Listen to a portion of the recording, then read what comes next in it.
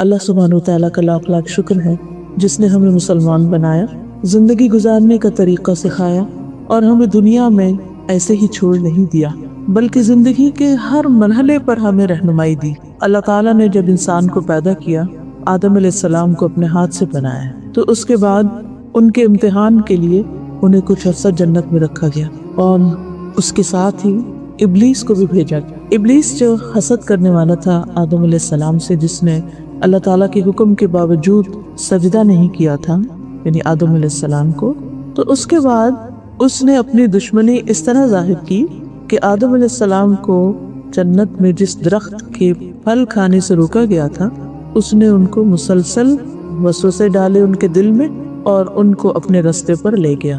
نتیجہ کیا ہوا؟ آدم علیہ السلام کی اس بھول کی وجہ سے اللہ سبحانہ وتعالیٰ ان سے ناراض ہو گئے۔ اس کے بعد اللہ تعالیٰ نے ان کو دنیا میں اتارا، ابلیس کو بھی ساتھ بھیجا اور پھر بتا دیا کہ وہاں تم ایک دوسرے کے دشمن ہوگے۔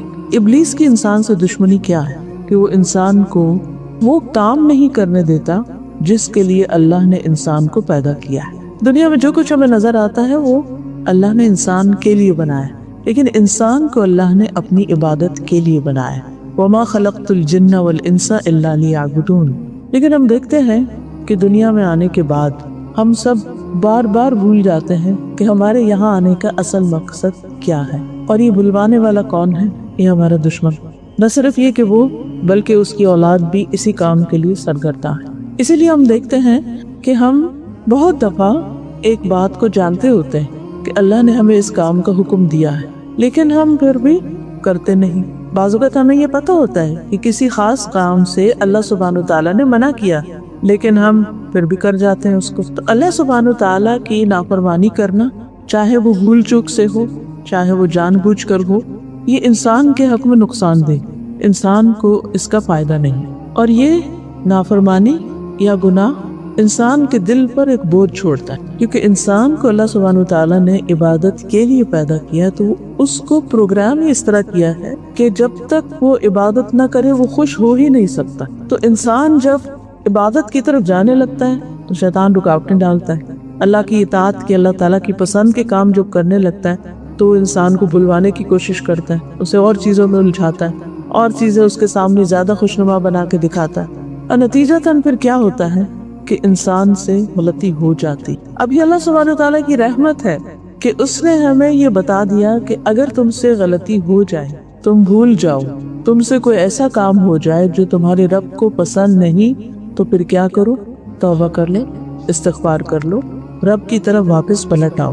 آدم علیہ السلام بھولے، ان کی ساری اولاد بھولتی ہے۔ اس لیے ہم تمام انسان کسی نہ کسی طرح خطا، غلطی، گناہ کا شکار ہوتے ہیں۔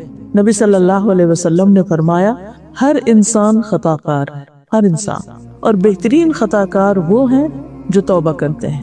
یعنی یہ نہیں ہو سکتا کہ ہم سے غلطی نہ ہو، یہ تو ہوتا رہے گا، لیکن غلطی کرنے والوں میں سے بہترین لوگ کون ہیں کہ جو غلطی پر اصرار نہیں کرتے، غلطی پر جم نہیں جاتے، بار بار نہیں کرتے، بلکہ اسے چھوڑ کر واپس پلٹنے کی کوشش کرتے ہیں، اپنے رب کی طرف لوٹتے ہیں، جس کا رب نے حکم بھی دیا، وَأَنِيبُوا إِلَىٰ رَبِّكُمْ وَأَسْلِمُوا مِن قَبْلِ أَن يَأْتِيَكُمُ الْعَذَابُ ثُمَّ لَا تُنصَرُونَ۔ اپنے رب کی طرف پلٹ آؤ اور فرمانبردار بن جاؤ، اطاعت گزار بن جاؤ، اس سے پہلے کہ تم پر عذاب آ جائے، پھر تم مدد نہ دیے جاؤ گے، اس سے پہلے کہ تمہاری پکڑ ہو جائے، اس سے پہلے کہ کوئی آزمائش آ جائے، اس سے پہلے کہ تم کسی بڑی مشکل میں پڑ جاؤ۔ تو جب غلطی ہو اور اس کا احساس ہو جائے تو اس کو چھوڑ دو۔ کوئی انسان کتنا بھی نیک کیوں نہ، پیغمبروں کا معاملہ الگ ہے، لیکن عام انسانوں میں سے کوئی انسان کتنا بھی نیک کیوں نہ، اس سے بھی غلطی ہوتی ہے۔ نبی صلی اللہ علیہ وسلم نے فرمایا، ہر مومن آدمی سے کوئی نہ کوئی ایسا گناہ سرزد ہو جاتا ہے جس کو وہ وقتاً فوقتاً کرتا رہتا ہے، یا کوئی ایسا گناہ ہوتا ہے جس کو وہ مسلسل کر لیتا ہے، یعنی اس پہ قائم رہتا ہے، وہ اس کو نہیں چھوڑتا حتیٰ کہ وہ دنیا چھوڑ جاتا ہے، یعنی موت تک وہ غلطی اس سے ریپیٹڈلی ہوتی رہتی ہے۔ مومن کو اس حال میں پیدا کیا گیا ہے کہ وہ فتنوں میں گھرنے والا، توبہ کرنے والا اور بھولنے والا ہوتا ہے، یعنی کسی مشکل میں پڑا پھر اس نے توبہ کی، پھر بھول گیا، لیکن جب اسے نصیحت کی جاتی ہے تو اس نصیحت کو قبول کرتا ہے، یعنی جب اس کو ریمائنڈر دیا جاتا ہے، اسے یاد دہانی کرائی جاتی ہے، اس کو کوئی اچھی بات بتائی جاتی ہے تو وہ اسے ایکسپٹ کرتا ہے، اسے ریجیکٹ نہیں کرتا، کیونکہ اچھی بات کو یا اللہ کے حکم کو ریجیکٹ کرنا یہ ابلیس کا شیوا ہے۔ اس نے اللہ تعالیٰ کا حکم نہیں مانا تھا اور پھر آرگیومنٹ کی تھی کہ میں کیوں آدم کو سجدہ کروں، میں تو اس سے بہتر ہوں، مجھے تو نے آگ سے بنایا، اس کو مٹی سے بنایا، لہٰذا میں اس سے بہتر ہوں تو میں اس کے آگے نہیں جھکوں گا۔ اور پھر اللہ تعالیٰ جب ناراض ہوئے تو کہنے لگے فَبِمَا أَغْوَيْتَنِي، یعنی اس وجہ سے کہ تو نے مجھے یعنی بھٹکایا، تو مجھے حکم نہ دیتا تو میں اس مشکل میں نہ پڑتا۔ تو یہ ابلیس کا طریقہ ہے، غلط کام کرنا، تکبر سے کرنا، دھڑلے سے کرنا، اور پھر کوئی روکے یا منع کرے یا نصیحت کرے تو اس کی نصیحت قبول نہ کرنا، اس کے ساتھ بحث مباحثہ شروع کر دینا اور اسی کو مورد الزام ٹھہرانا، بات دوسرے پر ڈال دینا، اس کو ایکسپٹ نہ کرنا۔ تو گناہ کے بعد مومن اور غیر مومن کا جو بنیادی فرق ہے وہ یہی ہے کہ مومن اپنے گناہوں کو ایسے محسوس کرتا ہے جیسے وہ کسی پہاڑ کے نیچے بیٹھا ہو، یعنی اس کا بہت بوجھ لگتا ہے کہ میں نے غلط کیا ہے، اور یہ اس کے ضمیر پر ایک بوجھ ہوتا ہے اور وہ ایک پریشانی میں مبتلا ہو جاتا ہے اور وہ ڈرتا ہے کہ کہیں یہ پہاڑ میرے سر پہ نہ گر پڑے، اللہ تعالیٰ کی ناراضگی کی وجہ سے مجھ پر کوئی مصیبت نہ آ جائے۔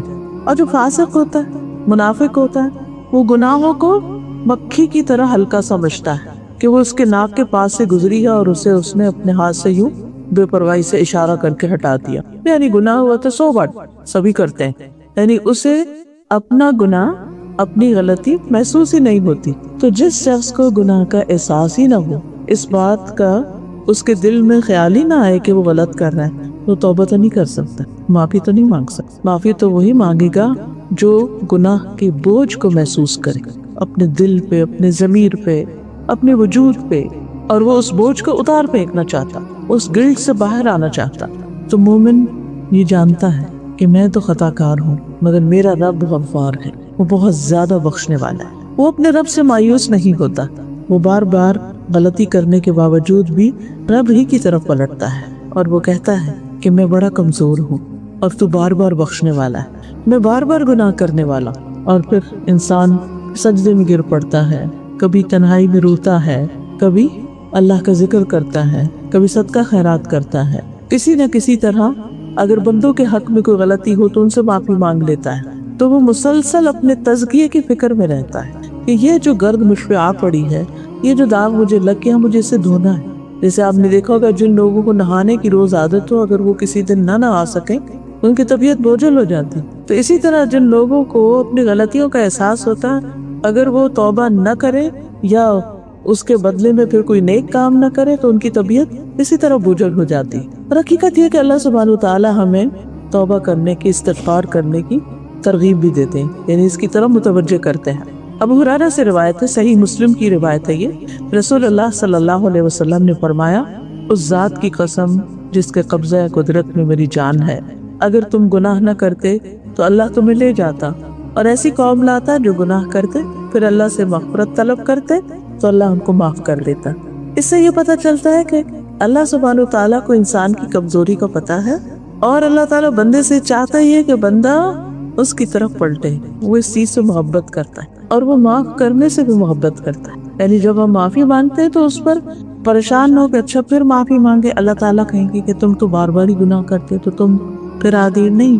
ہم سمجھتے ہیں جیسے بندے ہمارے ساتھ معاملہ کرتے ہیں نا کہ اگر کسی کے حق میں ہمارے سے کوئی غلطی ہو جائے تو ہم ایک سے دوسری دفعہ سوری کریں اسی بات پر، تو ناراض ہو جاتے ہیں کہ تمہاری تو عادت یہی ہے بار بار یہ کرنا، پھر تم سوری کرتے رہتے، تب تمہارے اندر کوئی چینج نہیں ہے۔ اللہ تعالیٰ ایسے نہیں کہتے۔ اگر کوئی 99 قتل بھی کر چکا ہے نا اور اس کے دل میں یہ شرمندگی آ گئی ہے اور سچی ندامت آ گئی کہ نہیں بہت برا کیا میں نے، اب مجھے اپنے آپ کو تبدیل کرنا ہی کرنا ہے، اللہ تعالیٰ اس کو بھی معاف کرے۔ اور یہ مشہور واقعہ صحیح حدیث میں جس میں ایک شخص نے 99 قتل کیے تھے، پھر اسے احساس ہوا کہ میں نے غلط کیا تو وہ کسی راہب کے پاس گیا، اس سے کہا کہ میں نے غلط کام کر چکا ہوں، میں کیا کروں؟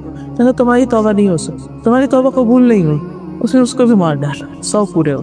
اب یہ 100 کا قاتل جو ہے پھر بھی توبہ کرنا چاہتا ہے تو کسی اور کے پاس جاتا ہے تو اس کو بتاتا ہے کہ دیکھو تم توبہ تب کر سکتے جب یہ جگہ چھوڑ دو جہاں تم یہ غلط کام کرتے ہو۔ تو اسی وقت نیک لوگوں کی زمین کی طرف روانہ ہو جاتا ہے، تو راستے میں اس کی موت کا وقت آ گیا، عذاب کے فرشتے بھی آتے ہیں اور رحمت کے فرشتے بھی آتے ہیں اور وہ آپس میں جگڑنے لگتے ہیں۔ عذاب کے فرشتے کہتے ہیں یہ اتنا گناہ گار تھا، ہم نے اس کی جان لے لی۔ رحمت کے فرشتے کہتے ہیں نہیں، اسے توبہ کر لی تھی، ہم اس کی جان لے گئے، کیونکہ آخری اس کا عمل توبہ تھا۔ تو وہ فیصلہ نہیں کر پاتے، معاملہ اللہ کے حضور جاتا ہے تو اللہ تعالیٰ فرماتے ہیں اچھا زمین کو ناپا، زمین کو ناپا جاتا ہے۔ تو حکم کیا ہے کہ جس طرف فاصلہ کم ہو اس طرف کے فرشتے جان لیں۔ اب جس طرف وہ جا رہا تھا اس طرف کی زمین کو سکیڑ دیا گیا، اسے ایک بالش کا فرق تھا، صرف ایک بالش وہ کم تھی، تو رحمت کے فرشتوں نے اس کی۔ ہمارا رب تو اتنا مہربان اور اس کو کسی کے بھی گناہ معاف کرنے میں کوئی مشکل نہیں۔ ہمارے دل چھوٹے ہیں، ہم کسی کو معاف نہیں کر سکتے۔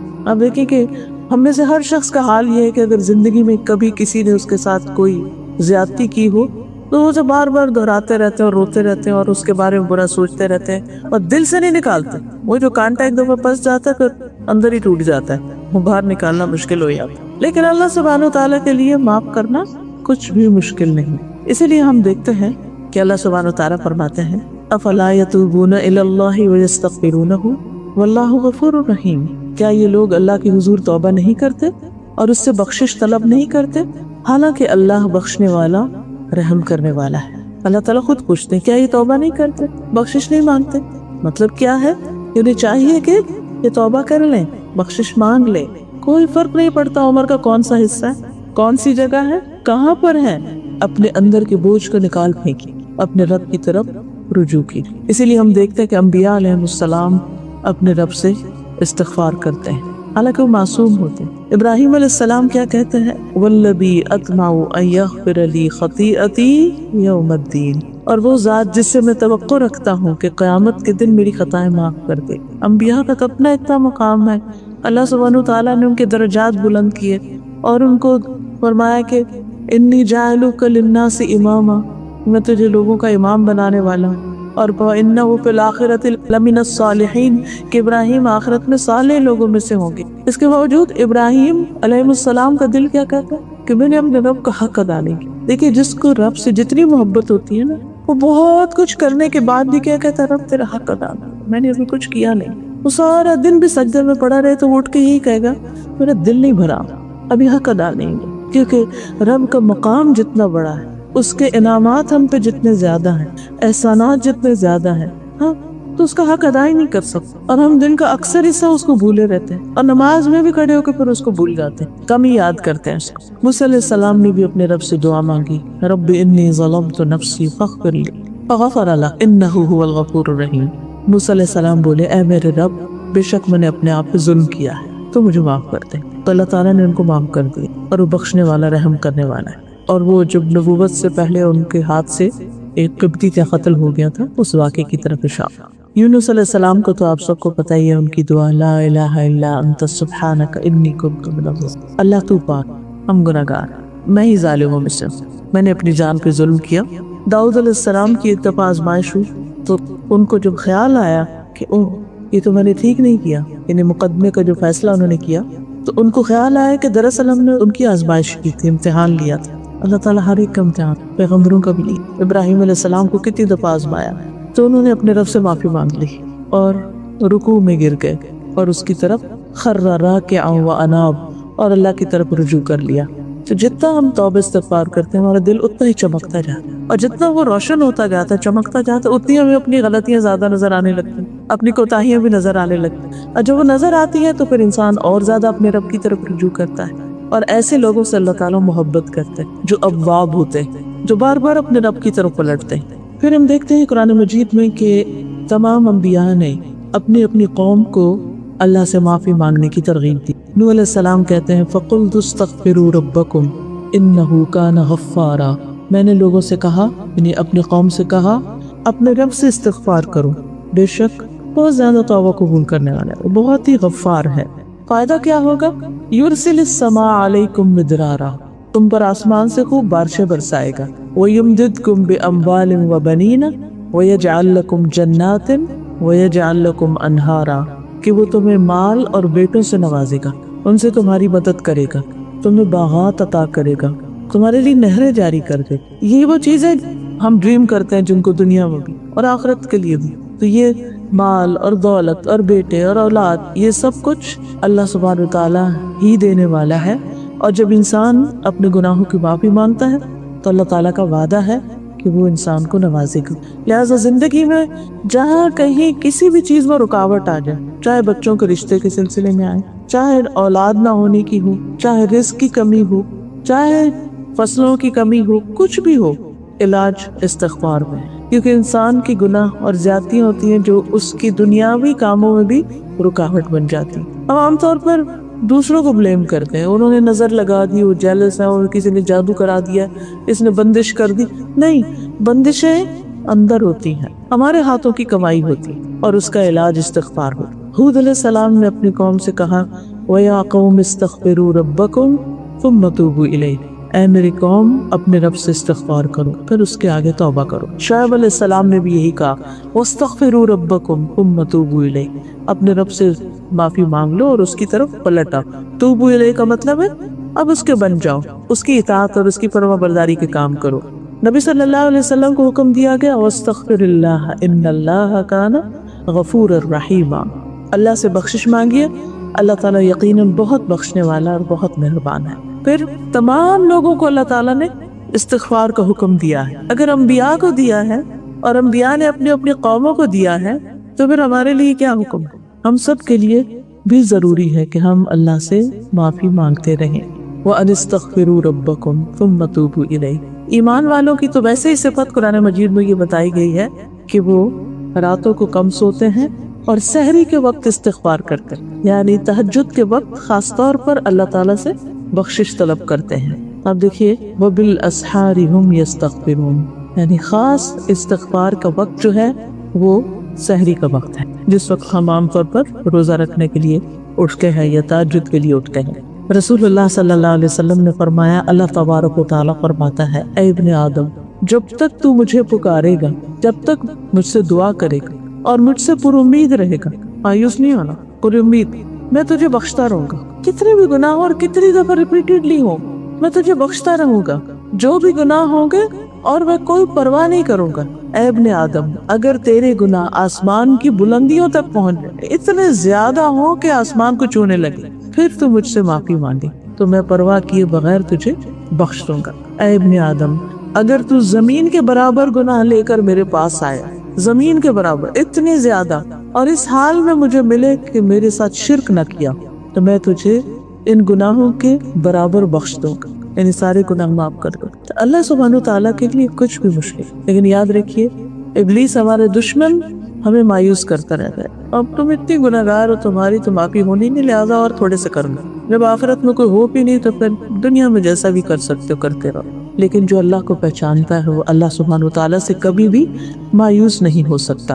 ابو ہریرہ کہتے ہیں کہ میں نے نبی صلی اللہ علیہ وسلم کو فرماتے ہوئے سنا کہ ایک بندے نے بہت گناہ کی اور پھر کہا اے میرے رب، میں تیرا گناہ گار بندہ تو مجھے بخش دے۔ اللہ رب العزت نے فرمایا میرا بندہ جانتا ہے کہ میرا کوئی رب ہے جو گناہ معاف کرتا ہے اور گناہ کی وجہ سے سزا بھی دیتا ہے، اس وجہ سے میں نے اپنے بندے کو بخش دیا کہ میرا بندہ جانتا ہے۔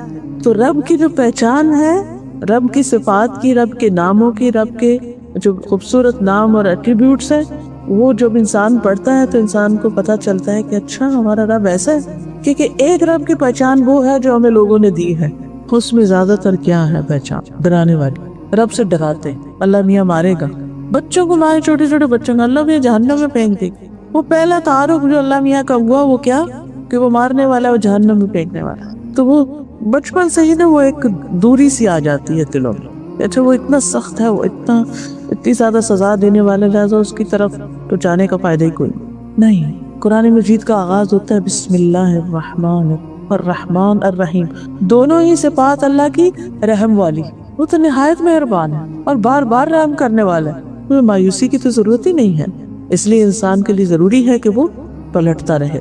اور پھر اللہ تعالیٰ فرماتے ہیں کہ میں نے بندے کو بخش دیا، پھر بندہ جتنا چاہا رکا رہا، یعنی اپنے اوپر کنٹرول کرتا رہا کہ میں دوبارہ نہیں یہ کرنا، لیکن پھر اس سے گناہ، پھر سلپ ہو گیا، عرض کیا اللہ میں نے دوبارہ گناہ کر لیا تو مجھے معاف کر دے۔ اللہ سبحانہ وتعالیٰ فرماتا ہے کہ میرا بندہ جانتا ہے کہ میرا کوئی رب ہے جو معاف کر سکتا ہے اور سزا بھی دیتا ہے، میں نے اپنے بندے کو بخش دیا۔ پھر جب تک اللہ نے چاہا بندہ رکا رہا، پھر دوبارہ اس نے گناہ کر لیا، پھر وہ اللہ کے پاس آیا، اللہ میں نے پھر گناہ کر لیا تو مجھے بخش دیا۔ اللہ تعالیٰ فرماتا ہے میرا بندہ جانتا ہے کہ اس کا ایک رب ہے جو گناہ معاف کرتا ہے اور ان کی وجہ سے سزا بھی دیتا ہے۔ میں نے اپنے بندے کو 3 بار بخش دیا، بس اب جو چاہے عمل کرے، یعنی نیکی کا کرے، یا نہیں کر سکتا تو پھر بخشش مانگے گا، بس ضرورت اس بات کی کہ ہمارا آخری عمل جو ہے وہ نیک ہو۔ لیکن مشکل یہ ہے کہ ہمیں کیا پتا ہمارا آخری عمل کس وقت آ جائے، اس وقت یہاں کرسی پہ بیٹھے بیٹھے، یا کہیں بازار میں، یا کسی غلط کام کی کرتے ہو، نہیں پتا۔ تو مومن جو ہوتا ہے وہ جان بوجھ کے ڈھٹائی سے گناہ نہیں کرتا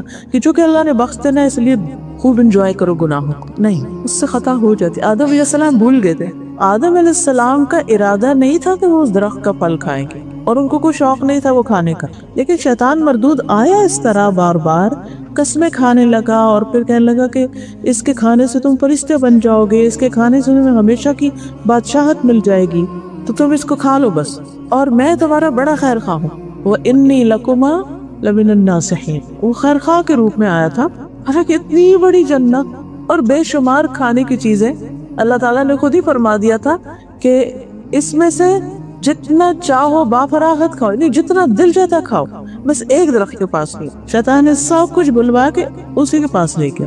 آدم بھول گئے تھے، اس کی باتوں میں آ گئے تھے۔ ہمارا حال بھی یہی ہے، ہم بھی بھول جاتے ہیں اور ہم باتوں میں آ جاتے ہیں، لوگوں کی باتوں میں آ جاتے ہیں، شیطان کے وسوسوں میں آ جاتے ہیں، اس لیے پھر ہم سے بھول ہو رہی، پھر ہم غلطی کر بیٹھتے ہیں۔ ہوتا یہ ہے کہ مومن وہ ہوتے ہیں کہ اذا مسہم طائف من الشیطان تذکروا، جو بولے شیطان کی طرف سے کوئی وسوسہ چھو جاتا ہے تو ہوش میں آ جاتے ہیں، فَإِذَا هُمْ مُبْصِرُونَ، وہ دیکھنے لگتے ہیں، ان کو سمجھ آ جاتی ہے کہ یہ ٹھیک نہیں ہے، ان کے اندر ایک میزان ہوتا ہے، ایک کرائیٹیریا ہوتا ہے، اب پھر اس سے بچنے کی پوری کوشش کرتے۔ تو مومن جو ہوتا ہے وہ جان بوجھ کے غلطی نہیں کرتا، لیکن فرشتہ بھی نہیں ہوتا، اس سے غلطی ہوئی۔ اب غلطیوں میں ایک تو حرام درجے کی غلطیاں، بڑے بڑے گناہ ہیں، کبیرہ گناہ جن کو کہا گیا، شرک ہے، قتل ہے، جادو ہے، ماں باپ کی نافرمانی ہے، جھوٹ ہے، وعدہ خلافی ہے، کسی کی غیبت ہے، یہ سب بڑے بڑے گناہ ہیں۔ لیکن کچھ غلطیاں ایسی ہیں کہ جو بڑے گناہوں میں تو لسٹ میں نہیں آتی، لیکن وہ ہم دن رات کرتے رہتے ہیں۔ مثلاً نماز میں اللہ کی طرف دھیان نہ ہو، خشوع خضوع نہ ہونا، پھر اسی طرح تلاوت کرتے ہو، قرات کرتے ہو، بیچ میں سے بھول جانا، چھوڑ دینا اور نماز پڑھ جانا۔ اب یہ تو بھول ہے نا، لیکن غلطی تو ہے نا، اب یہ تو نہیں کہا جائے گا کہ بالکل پرفیکٹ ہے، کوتاہی تو ہے اس میں۔ تو ہمیں ضروری نہیں کہ ان کاموں پر توبہ چاہیے جو ہم نے جان کے غلط کیے یا کبیرہ گناہ کیے، ہم تو جو اللہ سے غافل ہوتے ہیں، یہ غفلت بھی تو ایک نافرمانی ہے نا، یعنی غفلت بھی تو اللہ تعالیٰ کے حق میں کمی ہے نا، کہ انسان اللہ کو بھول کے اور چیزوں میں لگ جائے۔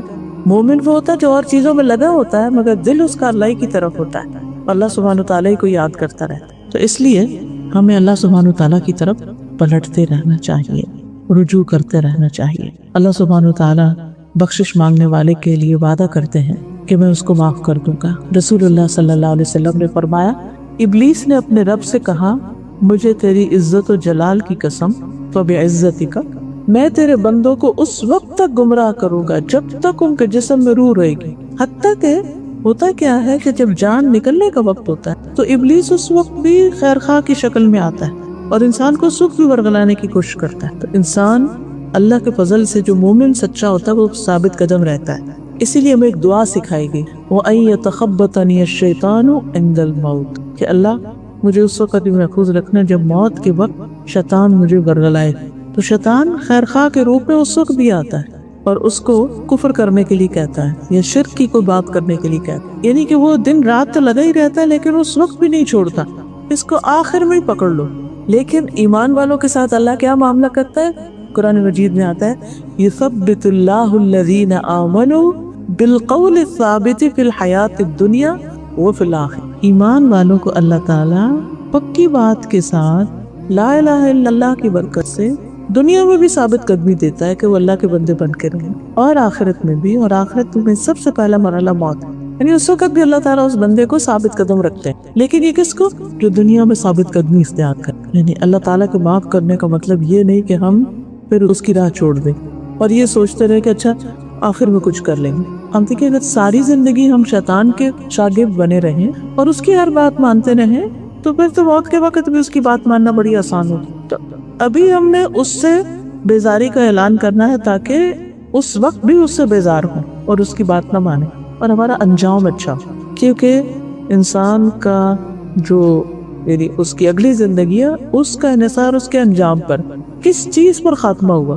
اسی لیے ہمیں کوشش کرنی چاہیے کہ روز دعا کریں کہ اللہ ہمارا انجام اچھا، مرتے وقت ہمیں کلمہ نصیب، ایمان پر موت دینا، شیطان کے ورغلانے میں آ کے کوئی اور باتیں نہ ہم کر رہے ہیں۔ تو اللہ سبحانہ وتعالیٰ نے فرمایا مجھے اپنی عزت و جلال کی قسم جب تک وہ مجھ سے معافی مانگتے رہیں گے میں انہیں معاف کرتا رہوں گا، چاہے کوئی ڈیتھ بیڈ پہ کیوں۔ بعض اوقات لوگ پوچھتے ہیں نا کہ اچھا اگر کسی کو آخری درجے کا کینسر ڈائگنوز ہو تو اس کو اب ڈاکٹر بتا دے کہ جتنے دن ہے تمہارے پاس، تو اس کو پتہ چل جاتا ہے کہ اب میں زیادہ دن زندہ نہیں رہوں گا، تو کیا اس کی بھی معافی ہو جائے گی؟ بالکل ہو جائے گی، کیونکہ ٹھیک ہے ڈاکٹروں کا ایک اندازہ ہوتا ہے لیکن اصل تو اللہ کو پتا نا کہ کب کس کو۔ کئی لوگ بالکل موت کے منہ پہ پہنچ کے زندہ ہو جاتے ہیں، کومے میں جا کے واپس آ جاتے ہیں اور کئی سال زندہ رہتے ہیں، اس لیے تو کسی کو نہیں پتا کہ آخری وقت کون سا ہے۔ تو چاہے کسی کی موت کا ڈاکٹر اعلان کر دے کہ بس اب یہ چند دنوں کا مہمان، تو بھی وہ یہ نہ کہے کہ میں تو ساری زندگی گناہ کی اب کیا معافی مانگ، نہیں، اس کو بھی معافی مانگنے کے لیے کہ تم اللہ کی طرف رجوع کر لو،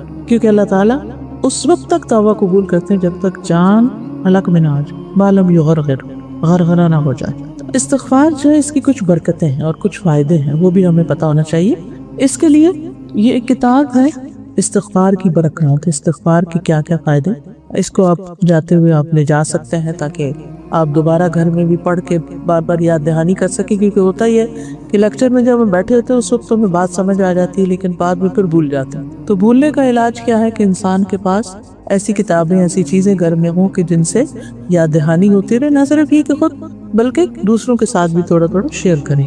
اور اسی طرح یہ چھوٹا سا کارڈ بھی ہے استغفار کا، کہیں لگا دے تو پھر چلتے پھرتے بھی بندہ استغفار کرتا ہے۔ نبی صلی اللہ علیہ وسلم دن میں 70 سے 100 بار استغفار کرتے تھے۔ اگر اللہ کے رسول صلی اللہ علیہ وسلم جن کے اگلے پچھلے سب گناہ معاف تھے وہ اتنی دفعہ استغفار کرتے، ہمیں یقیناً اس سے زیادہ ہی کرنا چاہیے، ہمیں زیادہ ضرورت ہے۔ تو استغفار کا فائدہ کیا ہے؟ سب سے پہلا فائدہ تو یہی کہ انسان کو گناہوں کی معافی مل جاتی ہے۔ وَقُلْتُ اسْتَغْفِرُوا رَبَّكُمْ إِنَّهُ کَانَ غَفَّارًا۔ ابو ہریرہ سے مروی ہے رسول اللہ صلی اللہ علیہ وسلم نے فرمایا اللہ تبارک و تعالی ہر رات کو آسمان دنیا پر آتے ہیں۔ یعنی یہ کیوں بتایا گیا؟ تاکہ انسان کو قرب کا احساس ہو۔ جب رات کا آخری تہائی حصہ 1/3 باقی رہ جاتا ہے تو اللہ تعالیٰ فرماتے ہیں ہے کوئی جو مجھ سے دعا مانگے تو میں اس کی دعا قبول کر لوں۔ ہم نے صرف سے چاہتا ہے کہ ہماری دعائیں قبول ہوں، تو اللہ تعالیٰ خود پکارتے ہیں بندوں کو، ہے کوئی جو مجھ سے دعا کرے تو میں اس کی دعا قبول کر لوں، ہے کوئی جو مجھ سے مانگے تو میں اسے دوں، ہے کسی کو کچھ ضرورت کہ مجھ سے مانگے تو اس وقت مانگیے اپنے رب سے، ہے کوئی جو مجھ سے بخشش مانگے، گناہوں کی معافی مانگے تو میں اس کو بخش۔ 3 چیزیں، نمبر 1 دعا کی قبولیت، نمبر 2 سوال اللہ یہ دے دے یہ دے دے، اور نمبر 3 گناہوں کی بخشش۔ بڑے سے بڑا گناہ استغفار سے بخشا جاتا ہے۔ پھر اس کا ایک فائدہ یہ بھی ہوتا ہے کہ جب انسان کے گناہ معاف ہوتے ہیں تو اس کو نیکیوں کی توفیق ہوتی ہے، ورنہ جب تک وہ دل کالا رہتا ہے، دل پہ ایک بوجھ ہوتا ہے تو انسان کے اوپر سستی، غفلت، دل کا بوجھ، پتہ ہے نماز کا وقت ہو گیا، بیٹھے ہیں اچھا ابھی پڑھتے ہیں، وہ جو تب توفیق جانے لگتی، کوتاہی زیادہ ہونے لگتی انسان سے۔ لیکن جب انسان کی معافی ہو جاتی ہے تو اس کی علامت یہ ہوتی ہے کہ انسان کا دل نیکی اور خیر کے کاموں میں زیادہ لگتا ہے، وہ اس کی طرف دوڑنے لگتا ہے۔ تو یہ بہت بڑا فائدہ ہے۔ ہم سب چاہتے ہیں کہ ہم اللہ تعالیٰ کے فرما بردار بندے ہو جائیں، اللہ تعالیٰ کا قرب ہمیں نصیب ہو، تو اس کے لیے استغفار بہت فائدے کا ہے۔ رسول اللہ صلی اللہ علیہ وسلم نے فرمایا استغفار کرنے والا ایسا ہے، گناہوں سے توبہ کرنے والا ایسا ہے جیسے اس نے کوئی گناہ کیا ہی نہ ہو، بالکل صاف ستھرا ہو جاتا ہے۔ پھر اگر انسان غلطی کے فوراً بعد استغفار کرے نہ توبہ کر لے تو گناہ لکھا ہی نہیں جاتا اعمال نامے میں۔ حدیث میں آتا ہے رسول اللہ صلی اللہ علیہ وسلم نے فرمایا بائیں طرف والا فرشتہ 6 گھڑیاں مسلمان گناہ گار بندے سے قلم اٹھائے رکھتا ہے جب وہ کوئی گناہ کرتا ہے۔ اگر وہ شرمندہ ہو جائے اور اس گناہ کی توبہ کر لے تو وہ قلم رکھ دیتا ہے، ورنہ ایک گناہ لکھ لے، اور نیکی کرے تو فوراً لکھ لیتا ہے اور ایک کے بدلے میں 10 لکھتا ہے۔ جی ہاں بالکل۔ پھر استغفار دلوں کی صفائی کا سبب، دل اس سے صاف ہو، اور جب دل صاف ہوتے ہیں نا تو دلوں کو ایک اطمینان اور خوشی اور سکون اور ایک عجب سی لذت اور سرور حاصل ہوتا ہے۔ تو یہ کیفیت جو ہے، ایک ہوتی ہے زبان کی لذت جو کچھ کھانے سے حاصل، وہ اسی وقت ختم ہو جائے، کھانا گیا تو مزہ بھی گیا، لیکن جب آپ اللہ سے توبہ کرتے ہیں اور اللہ کی رضامندی کا کوئی کام کرتے ہیں، اس سے دل کو ایسی خوشی ملتی ہے کہ وہ کام آپ ختم بھی کر لیں تو وہ خوشی باقی رہتی، وہ چلتی رہتی، اور یہ ایک ایسی انجوائمنٹ ہے، ایسی انجوائمنٹ کہ اس کے برابر کی کوئی چیز ہے۔ بڑی سے بڑی دولت، بڑی سے بڑی دنیا کی نعمتیں بھی اس کے مقابلے میں کچھ نہیں۔ امام احمد بن حنبل کہا کرتے تھے کہ اگر بادشاہوں کو یہ پتہ چل جائے کہ ہمارے دلوں کے اندر کیسی خوشی تھی یعنی دین کی تعلیم دینے سے، دین پر عمل کرنے سے، تو وہ تلواریں لے کر، لشکر لے کر ہم سے وہ دولت چھیننے کے لیے آ جائے۔ تو یہ دولت اطمینان قلب کی دولت، دل کے سکون کی دولت ہر دولت سے بڑی۔ اس میں انسان کے پاس کچھ بھی نہ ہو پھر بھی وہ خوش رہتا ہے، کوئی چیز آئے تب بھی خوش، اللہ کا شکر ہے، چلی جائے تو بھی اللہ کی رضا اور تقدیر پہ راضی، اللہ کے فیصلوں پہ راضی، ہر حال میں مطمئن رہتا ہے۔ اور آج آپ دیکھیں دنیا میں جو چیز رخصت ہوگی وہ اطمینان قلب، دلوں کی اداسی، پریشانی اور بے چینی، گناہوں کا بوجھ، اسے اتار پھینکنے کی ضرورت۔ اور پھر ایک اور بہت بڑا فائدہ کیا کہ اللہ سبحانہ وتعالیٰ برائیوں کو نیکیوں میں بدل دیتے ہیں۔ سورۃ الفرقان کی آیت نہایت خوبصورت ہے، إِلَّا مَن تَابَ وَآمَنَ وَعَمِلَ عَمَلًا صَالِحًا فَأُولَٰئِكَ يُبَدِّلُ اللَّهُ سَيِّئَاتِهِمْ حَسَنَاتٍ وَكَانَ اللَّهُ غَفُورًا رَحِيمًا۔ سوائے ان لوگوں کے جو توبہ کر لیں اور ایمان لائیں اور نیک کام کریں، ایسے لوگوں کے گناہوں کو اللہ تعالیٰ نیکیوں سے بدل دیتا ہے۔ یعنی وہ جو اعمال نامے میں برائیاں لکھی ہوئی تھی نا، توبہ کے بعد وہ نیکیوں کی طرف منتقل کرتے، برائیاں بھی نیکیاں بن جاتی۔ اس سے بڑا انعام اور کیا چاہیے؟ اللہ بخشنے والا اور مہربان۔ جو قیامت کے دن وہ برائیاں جو نیکیوں میں بدلے گی نا، تو بندہ کہے گا اچھا میرا وہ ایک اور بھی گناہ تھا، وہ کدھر ہے؟ یعنی جس میں نے توبہ کی تھی، تاکہ وہ بھی میں اپنی حسنات میں دیکھوں۔ سوچئے اس سے زیادہ اللہ سے بڑھ کے کوئی مہربان نہیں ہو سکتا کہ جو انسان کی زیادتیوں، کمیوں، کوتاہیوں کو بھی اس کی نیکیاں لکھ دے، صرف استغفار کی وجہ سے، اعتراف کی وجہ سے۔ اصل میں سب سے مشکل کام یہی ہے کہ انسان کہ I was wrong، میری غلطی تھی، میں نے غلط کیا۔ کیونکہ ہم میں سے اکثریت تو پھر غلطی کر کے اس کو غلطی مانتے بھی نہیں، وہ کہتے نہیں جو ہم کرے وہ بالکل ٹھیک ہے، حالانکہ قرآن و سنت کی روشنی میں وہ صحیح نہیں ہوتا۔ دوسرا بڑا فائدہ یہ ہے استغفار کا کہ دنیا کی برکتیں ملتی ہیں انسان کو، دنیاوی برکت، دنیا میں انسان پر خوشحالی آتی ہے۔ اللہ تعالیٰ فرماتے ہیں لولا تستغفرون اللہ لعلکم ترحمون، تم اللہ سے بخشش کیوں نہیں مانگتے تاکہ تم پر رحم کیا جائے۔ جہاں بھی انسان کی زندگی میں تنگی آ جائے وہاں انسان کو چاہیے اللہ سبحانہ وتعالیٰ کے حضور ایسا کام کرے کہ اللہ کی رحمت آئے۔ اللہ کی رحمت حاصل کرنے کے اور بھی بہت سے ذریعے، مثلاً ان میں سے ایک یہ کہ انسان انسانوں پر رحم کرے، جو بھی کوئی زمین میں، صرف انسان نے، ساری مخلوق پر۔ حدیث میں آتا ہے ارحموا من فی الارض یرحمکم من فی السماء، تم ان پہ رحم کرو جو زمین میں ہے، تم پر وہ رحم کرے گا جو آسمان میں ہے۔ یعنی اللہ سبحانہ وتعالیٰ تمہارے ساتھ مہربانی کا معاملہ کرے گا۔ تو جب اللہ کی رحمت آ جائے، اس کی مہربانی ہو جائے، تو پھر کیا ہوگا؟ ساری مشکلات آسان ہو جائیں گی۔ اسی طرح درود شریف کا پڑھنا، انسان ایک دفعہ درود پڑھتا ہے تو اس پر 10 رحمتیں آتی ہیں، ٹھیک ہے۔ اسی طرح استغفار کا کرنا، دوسرا فائدہ استغفار کا، معافی مانگنے کا، اللہ کی محبت حاصل۔ ان اللہ یحب التوابین ویحب المتطہرین، بے شک اللہ تعالیٰ محبت رکھتا ہے ان لوگوں سے جو خوب توبہ کرتے ہیں اور جو خوب پاک صاف رہتے ہیں۔ متطہر وہ ہوتا ہے جو جسمانی طور پر اپنی صفائی ستھرائی کا اہتمام کرے، اور تواب وہ ہوتا ہے جو اپنی روحانی صفائی کرتا رہے توبہ استغفار کر کے۔ پھر اسی طرح کامیابی کا ملنا، اللہ تعالیٰ فرماتے ہیں وَتُوبُوا إِلَى اللَّهِ جَمِيعًا أَيُّهَا الْمُؤْمِنُونَ لَعَلَّكُمْ تُفْلِحُونَ، اور تم سب مومنوں اللہ سے توبہ کرو تاکہ تم فلاح پاؤ، کامیاب ہو جاؤ۔ پھر اچھا سامان زندگی ملنا، دنیا کی نعمتوں کا ملنا۔ سورۃ ہود میں آتا ہے وَأَنِ اسْتَغْفِرُوا رَبَّكُمْ ثُمَّ تُوبُوا إِلَيْهِ يُمَتِّعْكُمْ مَتَاعًا حَسَنًا إِلَىٰ أَجَلٍ مُّسَمًّى وَيُؤْتِ كُلَّ ذِي فَضْلٍ فَضْلَهُ، اور یہ کہ تم لوگ اپنے رب سے اپنے گناہ معاف کراؤ، پھر اس کی طرف متوجہ رہو تو وہ تم کو ایک مقرر وقت تک، یعنی جو تمہاری زندگی کا وقت ہے، اچھا سامان زندگی دے گا، اور ہر زیادہ عمل کرنے والے کو زیادہ ثواب دے گا۔ جو جتنی زیادہ توبہ استغفار کرے گا اور زیادہ نعمتیں پائے گا۔ رزق، مال، اولاد میں اضافے کا باعث، جیسے میں نے پہلے عرض کیا، بارشوں کا نازل ہونا، جسمانی طاقت کا حاصل ہونا۔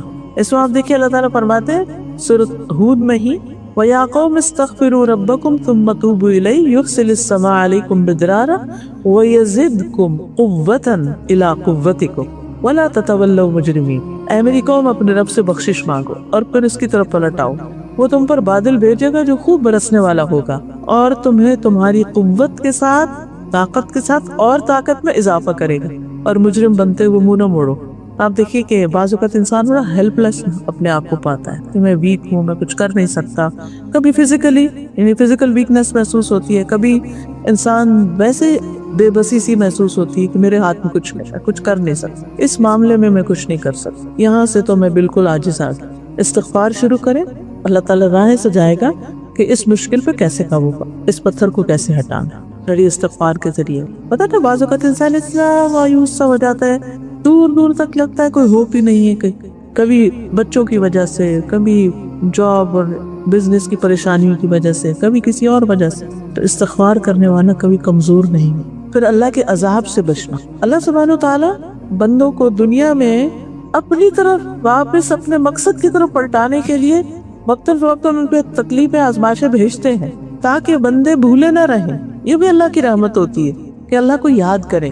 تو کبھی جسمانی تکلیف، کبھی اولاد کی طرف سے، کبھی مال کی، کبھی موسم کی، کبھی کوئی نہ کوئی ناپسندیدہ ناگوار صورتحال پیش آتی رہتی ہے. تو ایسی صورت میں انسان جب اللہ تعالیٰ کی طرف پلٹتا ہے تو اللہ سبحانہ تعالیٰ اس بندے کو اس تکلیف سے محفوظ کر دے. کبھی تو وہ بلا آ رہی ہوتی ہے تو اللہ تعالیٰ استغفار کی برکت سے اس بلا کو ہی ٹال دیتے ہیں. کبھی وہ آ چکی ہوتی ہے تو اللہ تعالیٰ اس بیماری کو، اس بلا کو، مصیبت کو ہٹا دیتے ہیں تو اس لیے حدیث میں آتا ہے، مسند احمد کی روایت ہے، نبی صلی اللہ علیہ وسلم نے فرمایا انسان جب تک اللہ عز و جل سے استغفار کرتا ہے اس وقت تک اللہ کے عذاب سے محفوظ رہتا ہے. اسی لیے قرآن مجید میں آتا ہے نا کہ حتیٰ کہ مشرکین جو تھے ان کے بارے میں بھی کہ ما کان اللہ یعذبہم وانت فیہم وما کان یعذبہم وہم یستغفرون. اللہ انہیں عذاب نہیں دے گا جب تک آپ ان کے بیچ میں موجود ہیں. یعنی پیغمبر جب تک مکہ میں تھے جو بھی انہوں نے برے کام کیے مشرکین نے، اللہ تعالیٰ نے ان کو محفوظ رکھا. جب وہ چلے گئے تو بعد میں ان پہ قحط آیا.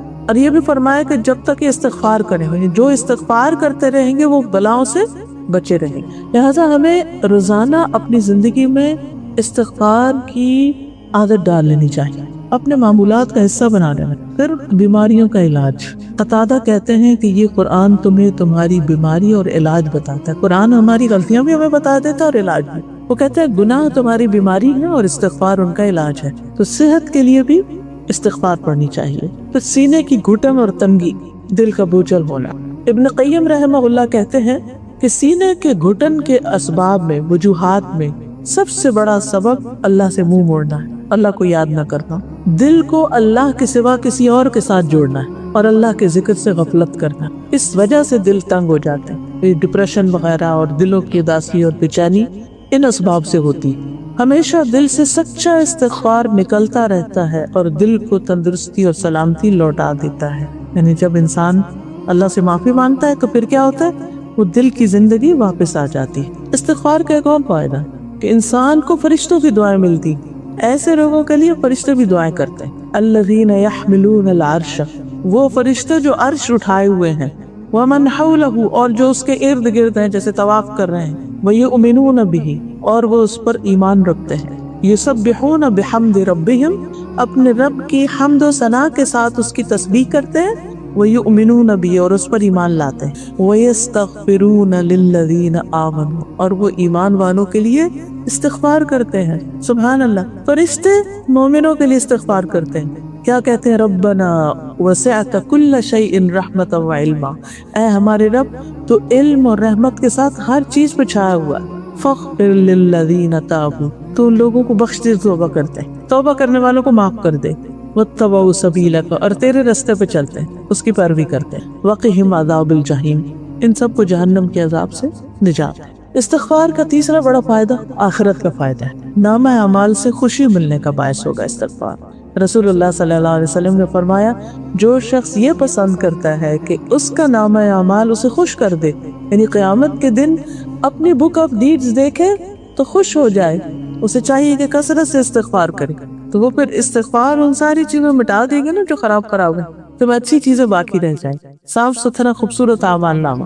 عبداللہ بن بصر کہتے ہیں نبی صلی اللہ علیہ وسلم نے فرمایا مبارک ہو اس کو جو نامہ اعمال میں اپنے کثرت سے استغفار پائے. جس سے پتہ چلتا ہے کہ دل میں کتنی زیادہ استغفار کی ضرورت ہے. پھر یہ جنت میں داخلے کا ذریعہ ہے. استغفار. یا ایھا الذین آمنوا توبوا الی اللہ توبۃ نصوحا عسى ربکم ان یکفر عنکم سیئاتکم ویدخلکم جنات تجری من تحتها الانہار. اے ایمان والو اللہ سے توبہ کرو، خالص توبہ، سچی توبہ کا مطلب کیا کہ انسان اللہ سے وعدہ کرے اب نہیں کروں گا، لیکن پھر بھول ہو جائے، سلپ ہو جائے تو اور بات ہے، لیکن اس کے دل میں سچی نیت ہو کہ یار تو مجھے معاف کر دے، اب میں آئندہ نہیں ایسے کروں گی. جیسے موسیٰ علیہ السلام نے ایک دن معافی مانگی تو اگلے دن وہ شخص جس نے پچھلے دن گناہ کرایا تو پھر کھڑا تھا، تو اس نے کہا کہ میرا تیرا کوئی لین دین نہیں، یعنی کہ مجھے اس مشکل میں تو نے ڈالا، یعنی میں اب آج کے بعد یہ نہیں کروں گا. انہوں نے وعدہ بھی کیا اللہ سے کہ لن اکون ظہیرا للمجرمین، میں کسی مجرم کا مددگار نہیں بنوں گا. تو سچی توبہ جو کرے اس کے لیے کیا ہے؟ اس کے لیے وعدہ ہے کہ اللہ تعالیٰ اسے ایسے باغوں میں داخل کرے گا جن کے نیچے نہریں بہ رہی ہوں. بیوٹیفل منظر. تو جہنم سے بچنے کا ذریعہ رسول اللہ صلی اللہ علیہ وسلم نے فرمایا، اے عورتوں کے گروہ، صدقہ کرتی رہا کرو اور کثرت سے استغفار کیا کرو، کیونکہ میں نے دوزخ میں جانے والوں میں سے زیادہ تر عورتوں کو دیکھا. ان میں سے ایک عقل مند عورت نے کہا، اے اللہ کے رسول اس کی وجہ کیا؟ آپ نے فرمایا، تم لعنت کثرت سے اور اپنے خامن کی ناشکری کرتے. یہ دو چیزیں ایسی ہیں کہ جو عورتوں کے لیے ناپسندیدہ ہے. اب سوال یہ پیدا ہوتا ہے کہ استغفار کے مواقع کیا ہیں؟ کہاں کب توبہ کرنی چاہیے، استغفار کرنا چاہیے، کس وقت استغفار کی جائے؟ نمبر 1، برائی کرتے ہی استغفار، غلطی ہوگی ساتھ ہی توبہ، پھسلے فوراً اٹھ جائیں. قرآن مجید میں آتا ہے، والذین اذا فعلوا فاحشۃ او ظلموا انفسهم ذکروا اللہ فاستغفروا لذنوبهم ومن یغفر الذنوب الا اللہ ولم یصروا علی ما فعلوا وهم یعلمون. ایسے لوگوں سے جب کوئی برا کام ہوتا ہے یا اپنے اوپر ظلم کر بیٹھتے ہیں تو فوراً انہیں اللہ یاد آ جاتا ہے اور وہ اپنے گناہوں کی معافی مانگنے لگتے ہیں. اور اللہ کے سوا اور ہے کون جو گناہوں کو معاف کر سکے، اور وہ جانتے بوجھتے اپنے کیے پر اصرار نہیں کرتے. اسی طرح دن اور رات میں کسی بھی وقت یہ نہیں سوچنا چاہیے اچھا میں جب آخری عمر میں مکہ جاؤں گی، حج کروں گی تو وہاں جا کر میں توبہ کر لوں. ابھی دیر اینڈ دین، دن ہو یا رات ہو، انتظار نہیں. ہمیں کیا پتا کہ رات ملتی ہے کہ نہیں، اور رات ہوتی ہے تو دن آتا کہ نہیں. کتنے لوگ ہیں جو سوتے ہوئے گزر گئے، دنیا سے چلے گئے، کسی کو نہیں پتا. اور اس طرح کی کتنی چیزیں ہمیں نظر بھی آتی رہتی ہیں کہ کوئی گھر سے نکلا وہاں بہت ہو گیا. ایک دفعہ میں کلاس میں پڑھا رہی تھی، اسی طرح کا کوئی ٹاپک آیا تو میں نے کہا کہ آپ اپنے کچھ ایسے واقعات شیئر کریں کہ جس میں اچانک ڈیتھ کا کوئی واقعہ بالکل ان ایکسپیکٹڈ. آپ یقین کریں ہر شخص کا ہاتھ تھا، ہر شخص کو کوئی نہ کوئی ایسا واقعہ معلوم تھا کہ جس میں کسی نہ کسی رشتہ دار یا جاننے والوں کے بارے میں جانتے تھے کہ جو اچانک دنیا سے چلا گیا. کھڑے کھڑے بیٹھے بیٹھے، کتنا بڑا سبق ہے اس میں. ہمیں کیا پتا کس وقت ہمارا آخری وقت ہو جائے، نہیں پتا. تو اس لیے جس وقت بھی دل پہ کوئی بوجھ آئے فوراً اپنے اللہ تو مجھے معاف کر دے، اور میں اس حال میں تجھ سے ملوں کہ تو مجھے معاف کر دو، میں گناہوں کا بوجھ لے کے تیرے حضور نہیں آنا چاہتی. پھر اسی طرح دن میں کثرت کے ساتھ آپ جس تسبیح پڑھتے ہیں 100 دفعہ مثلا، اس میں استغفر اللہ و اتوب الیہ، اگر یہ 2 لفظ بھی کہہ دیں گے تو کافی ہو جائیں گے. اللہم اغفر لی، رب اغفر. پھر اسی طرح بیت الخلاء سے جب باہر آئے غفرانک. اچھا اس وقت کیوں؟ اس لیے کہ اندر ہم اللہ کو یاد نہیں کر سکتے. بیت الخلاء شیطانوں کی جگہ ہوتی، جنات کی جگہ ہوتی. تو جب باہر نکلیں گے غفران، اللہ تجھ سے معافی چاہتا ہوں، اتنی دیر تجھے یاد نہیں. یعنی دل میں تو خیر ہوتا ہے انسان کے، لیکن زبان سے کوئی ذکر نہیں کر سکتا. تو آپ خود سوچیے کہ ہم تو بیت الخلاء تو کیا باقی اور جگہوں پر بھی بھول جاتے ہیں کہ اللہ کا ذکر کرنا ہے. پھر اسی طرح رکوع اور سجدوں میں حضرت عائشہ کہتی ہے کہ رسول اللہ صلی اللہ علیہ وسلم رکوع اور سجدے میں سبحانک اللہم ربنا و بحمدک اللہم اغفر لی پڑھتے. ایک اور روایت میں آتا ہے رسول اللہ صلی اللہ علیہ وسلم اپنے سجدوں میں اللہم اغفر لی ذنبی کلہ دقہ و جلہ اولہ و آخرہ علانیتہ و سرہ. اے اللہ میرے سارے گناہ معاف کر دے، چھوٹے بڑے، اول آخر، ظاہر پوشیدہ، سب کے سب معاف کر دے. آپ دیکھیں کہ اگر ہم یہ دعا چھوٹی سی ہے یاد کر لیں تو پہلے دن کی کسی ایک نماز میں کسی ایک سجدے میں پڑھ لیں، کیونکہ سجدے میں انسان سب سے زیادہ اپنے رب کے قریب ہوتا ہے اور اس وقت دعائیں زیادہ قبول ہوتی ہیں. جی ہاں، اور 2 سجدوں کے بیچ میں بھی رب اغفر لی، رب اغفر لی. ایک سجدے کے بعد جب دوسرے سے پہلے ہم درمیان میں بیٹھتے ہیں تو اس وقت رب اغفر لی، رب اغفر لی. ایک تو اس کا فائدہ یہ ہوتا ہے کہ انسان نماز کے صحیح طریقے پر عمل کرتا ہے کہ وہ ٹک جاتا ہے. یاد رکھیے 2 سجدوں کے بیچ میں جسم کو ساکت ہو جانا چاہیے، ٹک جانا چاہیے. بعض لوگ سجدہ کرتے ہیں تو وہ کس طرح کرتے ہیں، ایک کیا ذرا سا سر اٹھایا دوسرا بھی ساتھ ہی کر لیا, پوری طرح ہاتھ بھی نہیں اٹھاتے. یاد رکھیے ایون آپ اگر کرسی پہ بیٹھ کے بھی نماز پڑھ رہے ہیں نا تو اس میں بھی پاز کیجئے. مثلاً جیسے اس وقت میں بیٹھی ہوئی ہوں اور یہاں سجدے کے لیے تھائیز پہ اپنے گھٹنوں کے پاس اپنے ہاتھ رکھے ہوئے, ایک سجدے میں آپ جاتے ہیں پھر اپنا ہاتھ ذرا سا اوپر اٹھائیے, پیچھے ٹک جائیے, پھر دوسری دفعہ پھر دوبارہ سجدے میں ہاتھ اٹھانے کا مطلب نہیں کہ ساری یہاں تک اٹھا لیں, نہیں, ذرا سا آگے پیچھے کر لیں. لیکن یہ نہیں کہ آپ نے گھٹنوں کو پکڑا ہوا ایک دفعہ گئے اور جھومتے ہوئے دوبارہ چلے گئے. دس از رانگ. نبی صلی اللہ علیہ وسلم نے فرمایا کہ یہ منافق کی نماز ہوتی جس میں وہ زمین پہ اس طرح ٹونگے مارتا ہے جیسے مرغا دانہ چننے کے لیے ٹھونگے مارا ہوتا ہے. تو سجدے میں بھی ٹک جائیے, سجدے کے بعد اٹھ کے بیٹھ کے ٹک کے دوبارہ سجدہ کیجیے. حرکت میں دو سجدے نہیں ہوتے, وہ ایک ہی شمار ہوتا ہے پھر, ٹھیک ہے. ایک اور روایت میں آتا ہے کہ آپ دو سجدوں کے درمیان اتنا بیٹھتے جتنی دیر سجدہ کرتے. سبحان اللہ. آپ دیکھیے ہم نے تو اتنا پیشنس ہی نہیں ہے, لیکن نبی صلی اللہ علیہ وسلم خصوصاً جب آپ اپنے نوافل پڑھ رہے ہیں تو ایک سجدہ کیا پھر بیٹھ کے استغفار کیجیے, رب اغفر لی رب اغفر لی رب اغفر لی, کچھ دفعہ کہہ لیجیے, پھر دوبارہ سجدہ میں چلے جائیں, پھر اللہ کی بخشش. دیکھیے کہ کس موقع پر ہمیں استغفار سکھائی گئی. اس وقت نہ کوئی سورۃ فاتحہ پڑھنی ہے, نہ قرآن پڑھنا ہے, کچھ نہیں پڑھنا, بس اپنی معافی مانگنی, اللہ کی تسبیح کرنی ہے. جی ہاں. پھر اسی طرح تشہد میں بھی اللہم اغفر لی ما قدمت وما اخرت وما اسررت وما اعلنت وما اسرفت وما انت اعلم به منی انت المقدم وانت المؤخر لا الہ الا. پھر سلام پھیرنے کے فوراً بعد استغفر اللہ استغفر اللہ استغفر اللہ 3 بار. اب سوچئے ابھی تم نے نماز ختم کی تو پھر کس کی استغفار؟ ابھی تو نماز کے بارے میں تو آتا نا کہ جب نمازی نماز کے لیے کھڑا ہوتا ہے تو اس کے سارے گناہ لا کے اس کے کندھوں پر رکھ دی جاتے ہیں. جب وہ رکوع میں جاتا ہے تو وہ گرتے ہیں, جب سجدوں میں جاتا ہے تو وہ گر جاتے ہیں, اور پھر نماز کے بعد وہ صاف ستھرا ہو کے اٹھتا ہے. لیکن ہمیں کیا حکم دیا تھا کہ سلام پھیرتے پھر استغفار پڑھو. کیوں؟ اس لیے کہ نماز کے اندر کچھ نہ کچھ ہم گڑبڑ کر چکے ہو, یا تو اللہ کی طرف دھیان نہیں رہتا, یا پھر پڑھنا کچھ ہوتا ہے پڑھ کچھ اور جاتے ہیں, یا یہی یاد نہیں ہوتا 2 سجدے کیے تھے یا 1 کیا تھا, رکعتیں 2 پڑھی تھی یا 4 پڑھی تھی. ہر ایک کے ساتھ یہ مسئلہ, کوئی بھی اس سے بچا ہوا نہیں, نیک و بد سب کے ساتھ یہ مسئلہ. تو پھر اس کا علاج کیا ہے؟ انسان سلام پھیر کے یا رب جو بھول چوک ہوئی ہے, بھول کے کیا ہے, نہیں پتہ چلا, آپ ہمیں معاف کر دیں. پھر اسی طرح نبی صلی اللہ علیہ وسلم اپنی مجلس میں ایک جگہ بیٹھے ہوئے 100 بار استغفار کر لیتے تھے. اچھا یہ صحابہ گنتے تھے تو وہ کیسے پھر پتہ چلتا تھا؟ جب آپ ذرا سا اونچے استغفر اللہ, یعنی رب اغفر لی وتوب علیہ انک انت التواب الرحیم, آپ یہ دعا پڑھا کرتے تھے. ابن عمر کہتے ہیں کہ ہم آپ کی مجلس میں گنا کرتے تھے کہ 100 دفعہ پڑھ لیتے تھے آپ بیٹھے ہوئے. پھر اسی طرح ابن عمر کہتے ہیں ایک دفعہ میں آپ کے پاس بیٹھا ہوا تو میں نے آپ کو 100 بار یہ کہتے ہوئے سنا اللہم اغفر لی وارحمنی وتوب علیہ انک انت التواب الرحیم. یاد ہے نبی صلی اللہ علیہ وسلم نے جب مکہ فتح کر لیا, نبوت کا کام مکمل ہو گیا, ساری زندگی نبوت والی زبردست اسٹرگل میں گزاری, اور پھر جب سب کچھ کر لیا تو آخری حکم کیا ہے؟ اذا جاء نصر اللہ والفتح ورأیت الناس يدخلون فی دین اللہ افواجا.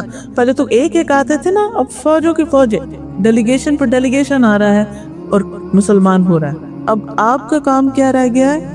سبح بحمد ربک واستغفر. یعنی انسان کہے کہ اب تو میں اتنی نیکیاں کما چکا ہوں تو اب نہیں. جب کوئی کام مکمل, نماز مکمل ہو تو استغفار, وہ کوئی بھی کام مکمل ہو تو انسان اللہ سے معافی مانگے, یا رب جو میری ہمت توفیق تھی میں نے کیا, باقی جہاں غلطی کمی کوتاہی ہوئی تو مجھے معاف کر دے. پھر اسی طرح حج کے موقع پر ثم افیدوا من حیث افاض الناس واستغفر اللہ. پھر وہاں سے لوٹے جہاں سے لوگ لوٹتے, یعنی عرفات جا کے, عرفات سے واپس آ کے کیا کرو؟ واستغفر اللہ. ابھی تو یعنی کہ عرفات میں تو سارے اگلے پچھلے گناہ معاف ہو گئے, ہاں وہ ہو گئے, لیکن پھر بھی راستے میں ہم کچھ نہ کچھ پھر کر جاتے. آپ نے دیکھا ہوگا کہ جس وقت بس سے نکل رہی ہوتی ہیں اور لوگ پیدل چل رہے ہوتے ہیں, آؤٹ آف پیشنس کچھ نہ کچھ ہو جاتا ہے. تو حل کیا ہے؟ پھر استغفار کرو, کیونکہ اللہ سبحانہ وتعالیٰ توبہ قبول کرنے والوں بہت مہربان ہے. پھر کچھ اعمال ایسے ہیں جن کے کرنے سے انسان کے گناہ معاف ہوتے. اس میں سب سے پہلے کسی شخص کا مسلمان ہونا, اس کی پچھلی ساری زندگی کے گناہ معاف ہو جاتے ہیں. ایک جو کانورٹس ہوتے ہیں, یہ ریورٹس ہوتے ہیں, وہ جس سے لا الہ الا اللہ پڑھتے ہیں تو ایسے ہوتے ہیں جیسے ماں کے پیٹ سے کوئی پیدا ہوا. پھر اچھی طرح وضو کرنا, یہ وضو میں تمام مل کے دھو کے اچھی طرح کرے انسان, اور پھر 2 نفل اگر ایسے پڑھے کہ جس پہ اور کوئی خیال نہ سوچے تو اس شخص کے اگلے پچھلے سارے گناہ معاف ہو جاتے ہیں. پھر اسی طرح فرض نماز, آپ نے وہ مثال دی نا کہ کسی شخص کے دروازے پر نہر ہو اور وہ دن میں 5 دفعہ اس سے نہائے تو کیا ہوگا؟ کوئی میل کچیل نہیں رہے. تو 5 نمازیں انسان کے گناہوں کی معافی کا ذریعہ بنتی. جمعے کی نماز، آدھی رات کی نماز، صدقہ اور آدھی رات کی نماز سے تہجد کی نماز، یہ گناہوں کو معاف کرنے کا ذریعہ ہے. پھر توبہ کے 2 نفل، یعنی کبھی آپ کو دل پریشان ہونے کو پتہ نہیں، یاد بھی نہیں آ رہا کون سا گناہ تھا کیا، لیکن اندر کچھ بے چینی سی ہے، تو انسان وضو کرے اور 2 رکعت نماز پڑھے توبہ کی نیت سے، اور اللہ سے معافی مانگے تو اللہ تعالیٰ ایسے شخص بخش. عمرہ کرنا، آپ نے فرمایا ایک عمرے سے دوسرے عمرے تک اس کے بیچ میں جو گناہ ہوتے ان کا کفارہ ہو جاتا ہے. پھر حجر اسود کو چھونے سے، پھر رکن یمانی کو چھونے سے یہ گناہوں کو بالکل صاف کر دیتا ہے، اریز کر دیتا ہے. پھر اسی طرح صدقہ کرنا، صدقہ اللہ کے غضب کو ٹھنڈا کرتا ہے. پھر مجالس سے ذکر میں شرکت، جیسے آج آپ اکٹھے، رسول اللہ صلی اللہ علیہ وسلم نے فرمایا جب کوئی جماعت اکٹھی ہو کر اللہ کو یاد کرتی اور اس سے مقصد صرف اللہ کو راضی کرنا ہوتا ہے تو آسمان سے ایک منادی آواز لگاتا ہے تم اس حال میں کھڑے ہو کہ تمہارے گناہ معاف ہو چکے ہیں. یعنی جب انسان ایسی مجلس سے اٹھتا ہے تو اس کے گناہ معاف ہو چکے ہوتے ہیں، تمہارے گناہ نیکیوں میں بدل دیے گئے. پھر رمضان اور لیلۃ القدر، اس میں جو قیام کرتا ہے ثواب کی نیت سے اس کے اگلے پچھلے گناہ معاف کر دیے جاتے ہیں. بیماری میں اللہ کی تعریف کرنا، شکوہ شکایت نہیں، ہائے ہائے نہیں، بلکہ اللہ تیرا شکر. یعنی تکلیف کے باوجود انسان کیا کہتا رہے؟ اللہ میں راضی، میں ہر حال میں راضی، تیرا شکر ہے. تو اس سے بڑی تکلیف بھی دے سکتا تھا. اللہ تعالیٰ فرماتے ہیں جب میں اپنے بندوں میں سے کسی مومن بندے کو آزماتا ہوں اور وہ آزمائش پر بھی میری تعریف کرتا ہے، وائمی نہیں کہتا ہوں بلکہ کیا کرتا ہے؟ تعریف کرتا ہے، تو جب وہ اپنے بستر سے اٹھتا ہے تو اپنے گناہوں سے اس طرح پاک ہو چکا ہوتا ہے جس دن اس کی ماں نے اس کو پیدا کیا تھا. پھر اسی طرح راستے سے تکلیف دہ چیز ہٹا دینا، یہ بھی گناہوں کی معافی کا ذریعہ. اب یہاں ہم زبان سے نہیں کچھ کہہ رہے لیکن عمل ایسا کر رہے ہیں کہ وہ معافی کا ذریعہ بن جاتا ہے. ایک شخص کہیں جا رہا تھا تو راستے میں اس نے دیکھا کہ کانٹے دار شاخ ہے جو لوگوں کا راستہ روکے ہوئے، تو اس نے وہ کاٹ دیا. صرف اس ایک نیکی کی وجہ سے اللہ سبحانہ تعالیٰ نے اس کو جنت میں داخل کر دیا جو وہ فوت ہو. تو ہم بھی کہیں جا رہے ہوں، کوئی پتھر ہو، کوئی چیز ہو، بعض اوقات ہم دیکھ رہے ہوتے ہیں وہ گاڑی گزر رہی ہے اور پھر کوئی ایسا کیل، کوئی ایسی چیز سے وہ تار پنکچر ہو سکتا ہے، کچھ بھی ایسی چیزوں کو خود سے خود انسان کامن سینس کے ساتھ ہٹائے. پھر اسی طرح 3 خصلتوں پر محافظت، اس سے بھی انسان کے گناہ معاف ہوتے ہیں. جماعت کے لیے مسجد جانے کے لیے پیدل چلتے جانا، تکلیف میں اچھی طرح وضو کرنا، ایک نماز کے بعد اگلی نماز کے انتظار کرنا کہ اگلی کب ہوگی. یہ وہی کہہ سکتے جس کو اللہ سے ملاقات کا شوق، جسے نماز سے محبت، اور یہ محبت مانگ کے ملے گی. آپ اگر آپ کو نماز بوجھ لگتی ہے تو اللہ سے مانگے اللہ میرے لیے نماز حقیقی کر دے اور مجھے اس کی محبت دے. اور واقعی جیسے حضرت بلال کو نبی صلی اللہ علیہ وسلم فرماتے تھے کہ اقم الصلاۃ ارحنا بها یا بلال، بلال نماز قائم کرو اور ہمیں اس کے ذریعے راحت پہنچاؤ. بلیو می، اگر آپ خوشی سے نماز ادا کرتے ہیں اور آپ توجہ کے ساتھ پڑھتے ہیں اور صرف فرض نہیں پڑھتے، نوافل سنت وغیرہ بھی پڑھتے ہیں، تو لٹرلی آپ جب اٹھیں گے نا مصلی سے آپ کو یوں لگے گا جیسے آپ کی تھکاوٹ بھی اتر گئی اور آپ کا دل بھی ٹھنڈا ہو گیا اور آپ کو واقعی راحت نصیب ہوئی، آپ کے دل کی بے چینی بھی ختم ہوئی. لیکن شرط یہ ہے کہ بوجھ سمجھ کے نہ پڑھی جائے نماز، بلکہ شوق سے پڑھی جائے. پھر اسی طرح نماز کے بعد کی تسبیحات، یہ بہت ہی زبردست خوشخبری ہے. ہر نماز کے بعد 33 بار سبحان اللہ، 33 بار الحمدللہ، 33 بار اللہ اکبر، اور 100 کا عدد پورا کرنے کے لیے لا الہ الا اللہ وحدہ لا شریک لہ لہ الملک ولہ الحمد وہو علی کل شیء قدیر اگر کوئی پڑھتا ہے تو اس کے سارے گناہ معاف کر دیے جاتے ہیں. لیکن اس کی پابندی سب لوگ نہیں کرتے، کیونکہ ہوتا یہ ہے مسجد میں جائیں کہیں بھی جائیں تو آپ نے دیکھو کہ لوگ سلام پھیرتے ساتھ ہی باتیں شروع، تو خاموشی اختیار کر کے پہلے تسبیحات مکمل کرے پھر کسی سے بات کرے، کیونکہ جب تک انسان اپنے مصلی سے اٹھ نہیں جاتا وہ ایک طرح سے نماز ہی کی حالت میں. پھر 100 بار سبحان اللہ و بحمدہ کہنا دل میں، اس سے بھی گناہ معاف ہوتے ہیں. پھر لا الہ الا اللہ واللہ اکبر والحمد للہ وسبحان اللہ ولا حول ولا قوۃ الا باللہ. آپ نے فرمایا جو آدمی یہ پڑھتا ہے تو یہ جملہ اس کے سارے گناہوں کا کفارہ بنتا ہے، ہاں وہ سمندر کی جھاگ برابر. پھر استغفر اللہ الذی لا الہ الا هو الحی القیوم واتوب الیہ. پھر اس طرح سبحان اللہ پڑھنا.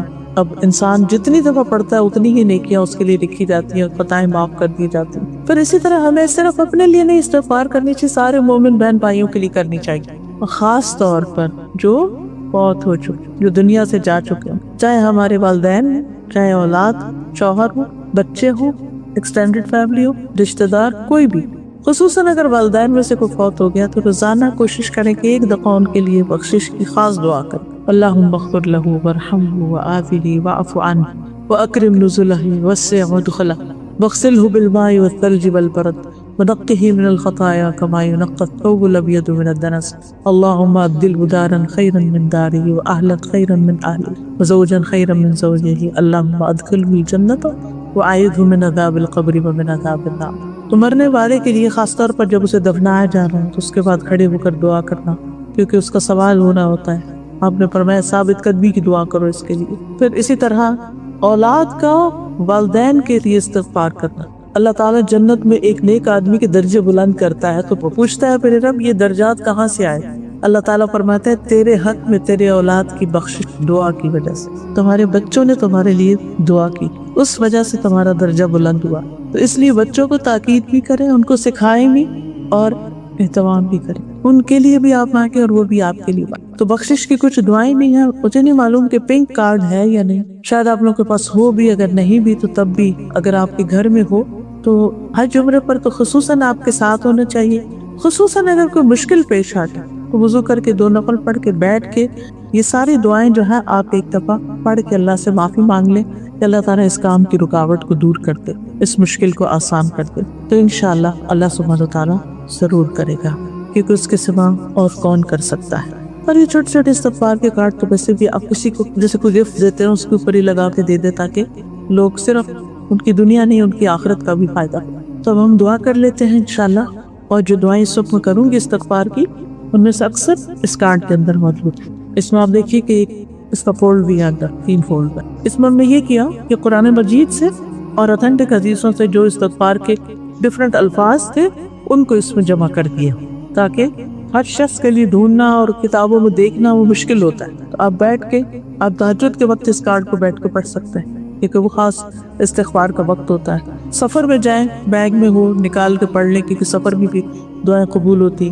اور اس کے علاوہ جب آپ کا دل چاہے، جب کوئی مشکل پریشانی ہو، اللہ تعالیٰ بچائے رکھے، لیکن انسان ہے کچھ نہ کچھ زندگی میں ہوتا ہی رہتا ہے، تو بہترین حل ہے اس کا. یہ اسٹال پہ ہیں، بعد میں آپ لے بھی سکتے ہیں. اب دعا کرتے ہیں. سبحان اللہ والحمد للہ ولا الہ الا اللہ واللہ اکبر ولا حول ولا قوة الا باللہ العلی العظیم. اللہم صلی علی محمد وعلی آل محمد کما صلیت علی ابراہیم وعلی آل ابراہیم انک حمید مجید. اللہم بارک علی محمد وعلی آل محمد کما بارکت علی ابراہیم وعلی آل ابراہیم انک حمید مجید. رب انی ظلمت نفسی فاغفر لی. آمین کہیے. رب اغفر وارحم وانت خیر الراحمین. رب اغفر لی ولوالدی. آمین. رب اغفر لی ولوالدی. ربنا اتمم لنا نورنا واغفر لنا انک علی کل شیء قدیر. ربنا اغفر لنا ذنوبنا واسرافنا فی امرنا وثبت اقدامنا وانصرنا علی القوم الکافرین. ربنا اغفر لنا ولاخواننا الذین سبقونا بالایمان ولا تجعل فی قلوبنا غلا للذین آمنوا ربنا انک رؤوف رحیم. اے ہمارے رب تو ہم سب کو بخش. انت ولینا فاغفر لنا وارحمنا وانت خیر الغافرین. سمعنا واطعنا غفرانک ربنا والیک المصیر. استغفر اللہ واتوب الیہ. رب اغفر لی ما اسررت وما اعلنت. اے اللہ میرے پوشیدہ اور ظاہر تمام گناہوں کو معاف کر دینا. اللہم اغفر لی ذنبی وخطئی وعمدی. اے اللہ میرے گناہوں، لغزشوں اور جان بوجھ کے کیے ہوئے گناہوں کو معاف کر دے. سبحان اللہ وبحمدہ استغفر اللہ. سبحانک اللہم ربنا وبحمدک اللہم اغفر لی. اللہم اغفر لی وتب علی انک انت التواب الغفور. آمین. استغفر اللہ الذی لا الہ الا هو الحی القیوم واتوب الیہ. اللہم اغفر لی ما اخطأت وما تعمدت وما اسررت وما اعلنت وما جہلت وما تعمدت. اے اللہ میرے ان گناہوں کو معاف کر دے جو میں نے غلطی سے کیے، جان بوجھ کے کیے، چھپ کر کیے، اعلانیہ طور پہ کیے یا نادانی میں کیے یا جانتے بوجھتے ہوئے کیے. اللہ تو سارے گناہ معاف کر کر. اللہم انی ظلمت نفسی ظلما کثیرا ولا یغفر الذنوب الا انت فاغفر لي مغفرة من عندك وارحمني إنك أنت الغفور الرحيم. اللهم اغسل عني خطاياي بماء الثلج والبرد ونقي قلبي من الخطايا كما نقيت الثوب الأبيض من الدنس وباعد بيني وبين خطاياي كما بعدت بين المشرق والمغرب. رب اغفر لي خطيئتي يوم الدين.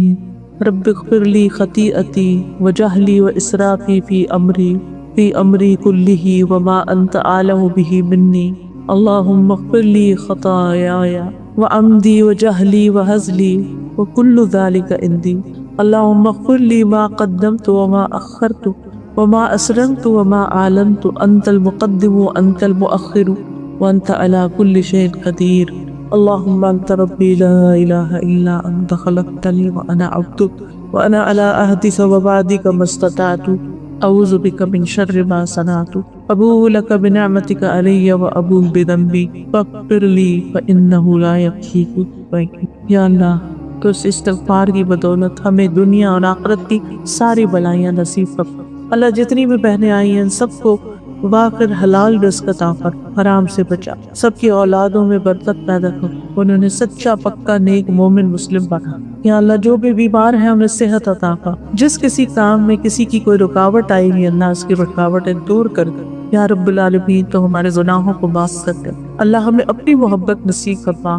یا حی یا قیوم برحمتک استغیث. یا اللہ سب بہنوں کے دلوں میں جو دعائیں ہیں اللہ ان کو قبول فرما. اب اپنی اپنی دعا مانگ لیجئے دل میں. ربنا تقبل منا انك انت السميع العليم وتب علينا انك انت التواب الرحيم. وصلى الله تعالى على خير خلقه محمد وعلى آله وأصحابه وأهل بيته أجمعين برحمتك يا أرحم الراحمين.